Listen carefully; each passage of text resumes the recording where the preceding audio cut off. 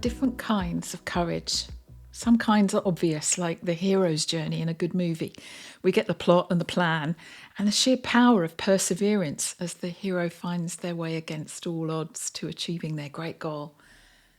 And there's also the kind of everyday courage that doesn't come with an obvious longing or the overcoming of a clear problem or even the winning of a resolution. It's the courage that's required on an ordinary day in the middle of something else, and it asks you to keep going without knowing how things will turn out or who exactly the hero even is.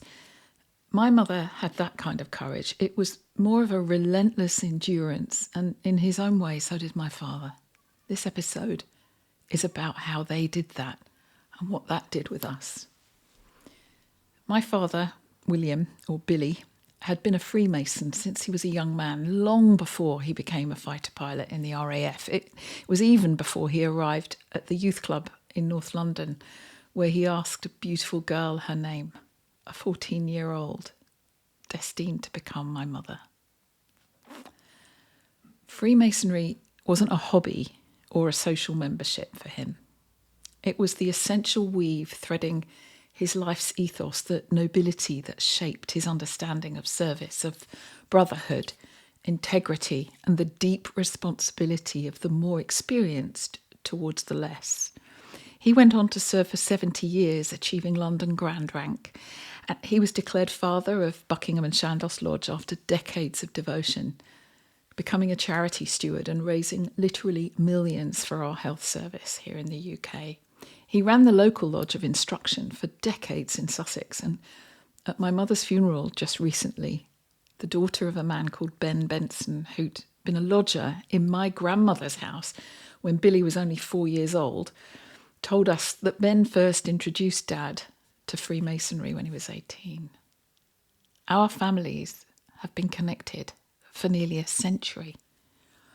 And that feels like less like personal history and more like destiny. And I share it with you because the Royal Masonic Hospital and the Brotherhood of Freemasonry matters to everything that follows in this tribute, all that shaped us so profoundly in the second decade of my life. Without it, we wouldn't have found William Sargent. Without William Sargent, the story of my father's illness might have been a very different one. But I'm getting ahead of myself. In September 1968, my mother threw my father a lavish surprise 40th birthday party. 30 or 40 people in our house, friends, family, the crowd, as they called themselves, who'd known each other since childhood and loved each other dearly. It was to be a fabulous celebration. My father had recently been made redundant for his management role in an engineering company, and at that time he was learning to sell life insurance. Perhaps he was also still shocked and troubled by the changes. The loss of that professional identity, the recent loss of my grandfather, at that particular moment in his life, had destabilised something in him that was already fragile in ways nobody yet imagined. He was, it turned out, profoundly affected by a lithium imbalance in his bloodstream. In 1968, nobody knew or understood that. What they knew, what we saw at his 40th birthday, was that something had gone wrong in a way that no one had a name for, least of all my father. I was 8 years old, and at the party, something gave way in him that none of us had words for. I scrunch when I recall the atmosphere in our house after he was taken away to a psychiatric hospital, and it was the beginning of a difficult wave of events over the next 3 years. Mental health was not a phrase in 1968. A psychiatric ward was described then as a loony bin, and it was something that carried shame and embarrassment, a thing that signalled discarded by normal society, and it only happened to other families until it happened to ours. But my mother didn't have discard in her vocabulary, and she wasn't about to feel shame or embarrassment around anyone she loved. There was no such thing in our family. She simply got on with what was the best way forward for all of us and took us to see Dad as soon as we were permitted. It was the way she got on with everything, meeting what was in front of her with whatever she had available at the time. And family to her was the answer to everything. Complete loyalty was all she knew. And my father, when he was himself after 3 years of episodes that we all learned to understand, he carried the weight of what had happened. It stayed with him for a long time. It didn't stop him reciting the first, second and third degree ceremonies in Freemasonry. It didn't undermine his brilliant and noble dedication to the great architect. It didn't stop him teaching and championing young Freemasons at Lodge of Instruction. In fact, 3 weeks before his passing at 89 years of age, he recited a 45-minute monologue without error. His fellow Freemasons described him as brilliant to the end at his funeral. That was all to follow, decades of family dedication later. What happened at the time, over the next 3 years after that 40th birthday party, was a series of hospitalisations and treatments that I will not dramatise because my mother didn't dramatise them, and that isn't how it happened. What I will tell you is about 2 things because they've stayed with me with a clarity that wove my tissues into the shape they are today. And the first of those was Christmas 1968. My father came home that year after that first episode, having received electric shock treatment, which was the intervention of the time. It was considered a way to deal with the peaks and troughs of what was then called a nervous breakdown. He came home to bed, and my mother, with the usual, how do we make the best of this instinct that she brought to all situations, made Christmas in their bedroom. I remember to this day, my father had decorated that room himself to her design with a panelled ceiling and a stunning gold-etched wallpaper within the panel. Gold carpet reflected the morning sunlight whenever it poured in through the bay windows, and I grew up thinking every weekend was golden. And Mum that year put a huge Christmas tree in the bay window, decorating it to look so beautiful. And we all sat on their bed together. We opened presents together. We made it magical together, the way she always made things magical, because that was what she knew how to do. Later I discovered Dad couldn't remember that Christmas.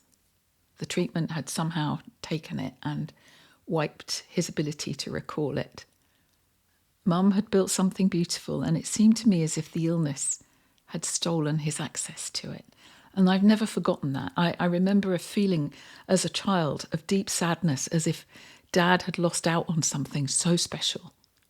Or perhaps it was fear that he appeared to be with us but wasn't really there at the time.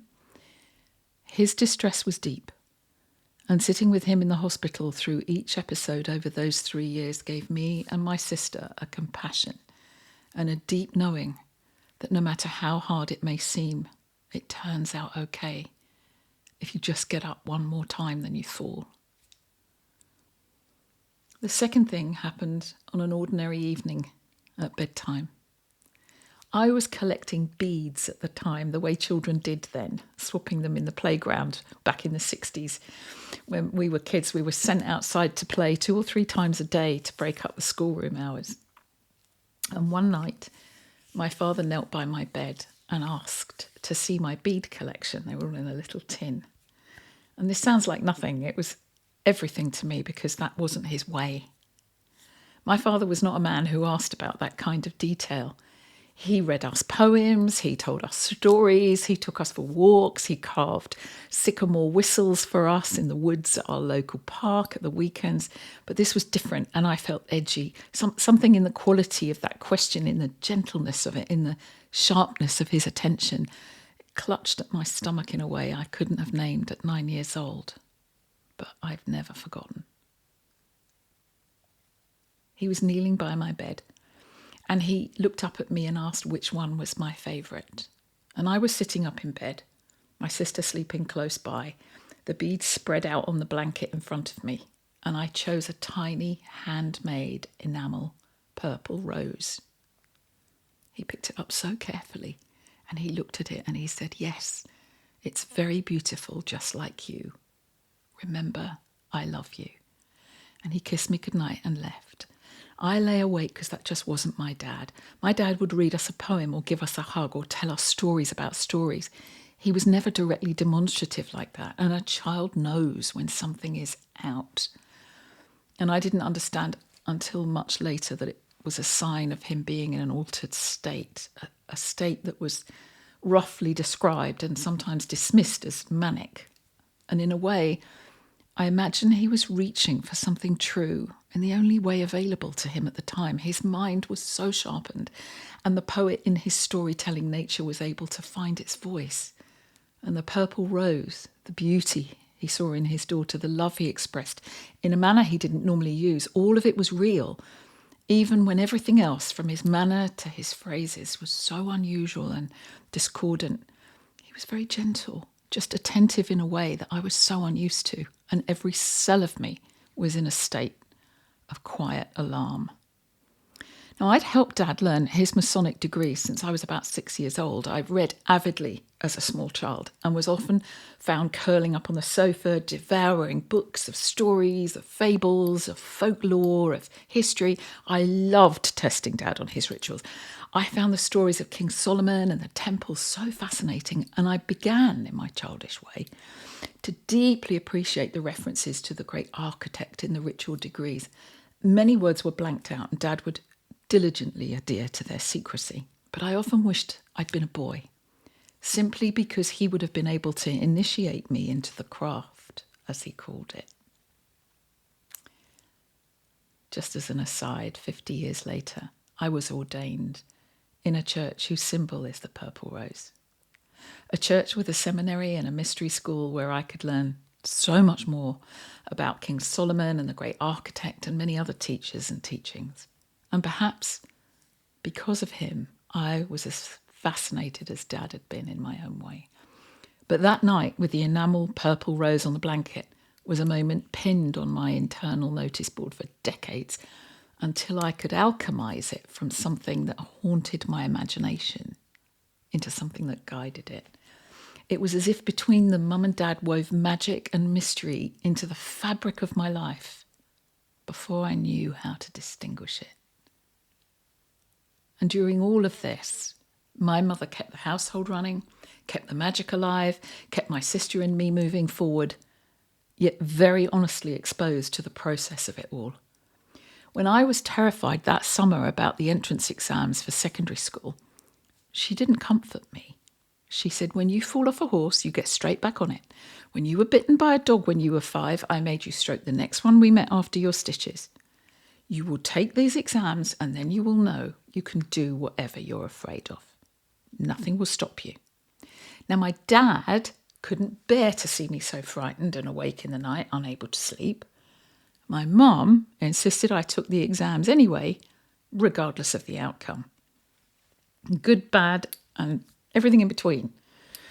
I sat those exams and they won me a place, though not the scholarship that I would have needed to attend that particular school. But the result got me into a local grammar school instead, which was still a fabulous education. And that was enough. That was exactly enough. Mum hadn't cared whether I passed. She had cared that I showed up, that I found the courage to endure the process, just like she did every single day, asking each time, how can I make this work? Never, how can I avoid this? It just wasn't in her vocabulary. The breakthrough in this formative period came through the pre-woven thread that had actually been there for all of us from the beginning. Our family doctor suggested my mother ask the Freemasons for help. And through the Royal Masonic Hospital, they found a consultant psychiatrist called William Sargent.